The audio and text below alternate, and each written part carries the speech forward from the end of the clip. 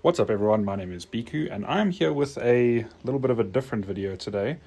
I'm not too sure if you've seen this in the background of some of my other videos, but this is the infamous mini lathe, or otherwise known as the mini lathe. Now these lathes are pretty cool. They're very small, very affordable, but that comes with some drawbacks. One of them being they're not the most rigid things ever out of the box, so it really does help to mount it onto something solid, like this piece of granite or a big piece of steel, or honestly even a big piece of wood would work.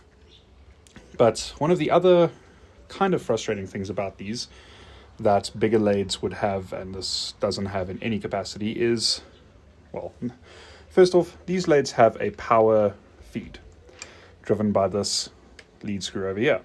Now that's great, but a lathe does work in two axes. It does work in and out, or that's usually considered the X, and then it also does work this way, which is usually considered the Y. This is called the top feed. In other words, it feeds in on the top. Now, this has an automatic crossfeed, automatic crossfeed, but this has no kind of automatic top feed. So you have to crank this, and that's fine, that does most of the work, but the issue is when it comes to fine finishing. So you can see here, if you wanted to finish this off to final dimension, but you wanted a very clean, or if you wanted a very good surface finish at the end, when you are moving this in and out, you know, you're not doing it at a constant perfect rotational speed or torque. So there's going to be little artifacts in the same way that if you hand feed the lathe in like this, you're not doing it perfectly even every single time. So there's going to be artifacts from that going into this. So long story short, these lathes don't have a power top feed. Now there's lots of different ways that you can get around it. Some people use what's effectively a dog and a pole connected to a drill bit. So you'd have a drill bit that connects into here, and then it would spin, and it would spin this with it. I'll see if I can find a good example of what these look like. But you're effectively doing that. That's one way to do it, but then you still have to stand there with a drill to do it. You can also create a very complex linkage between the lead screw and this that needs to move while everything else moves. Yeah, that's fine. But what if there's a much simpler way to do simple light cuts? One that doesn't take hours of work, one that doesn't take extensive modification to this thing to do it. What is this? Well, this is the remnants of a Dremel-like rotary tool. Now, the way that these would usually work is you'd have this long cord connected to a motor, and then you'd have a cutting bit on the end of here. And I have to give full credit to my father for thinking of this, because it's absolutely brilliant. Why not buy one of these, connect it to the end of the lathe with some kind of linkage, and then this can connect, if I can get it right, this can connect into there. And there's your power crossfeed, or power top slide. That's brilliant. It's simple, it's cost effective. No, you can't do big cuts because these aren't designed for a lot of torque. But you can do light finishing passes much better than you can by hand. So, for example,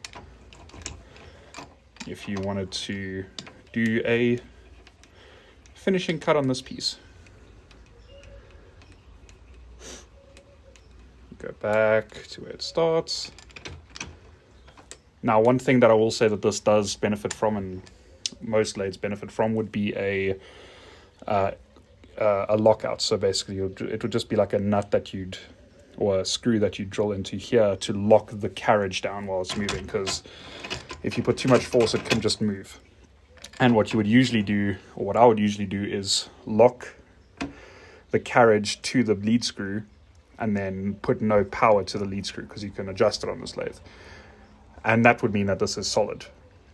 However, if there's no power going to this, means there's no power going to your automatic top feed. So for something like this, it would definitely benefit from having a lock nut in here or somewhere, just to make sure that it can't move without you wanting it to. But for light cuts, it does a pretty good job already. So let's get this all set up to do a little mini cut here.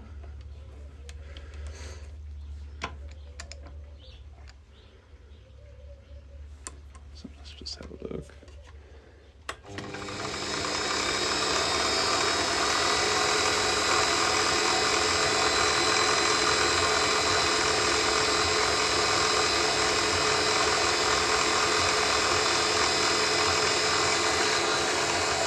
Now, because these do have effectively a twisted wire inside of it that transfers the torque, you can't just plug it in and have it start. It takes a little bit for the wire to get up to tension for it to work properly. So what we're going to do is back it up a ways, back the lathe up a ways, and then give it some pre-tension, and then we can put it in, and that'll give it some time to get to tension and get moving smoothly, because at the beginning it is a bit jerky. So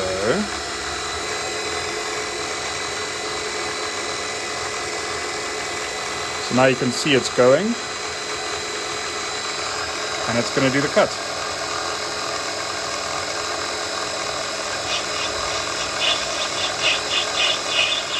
And it's automatic.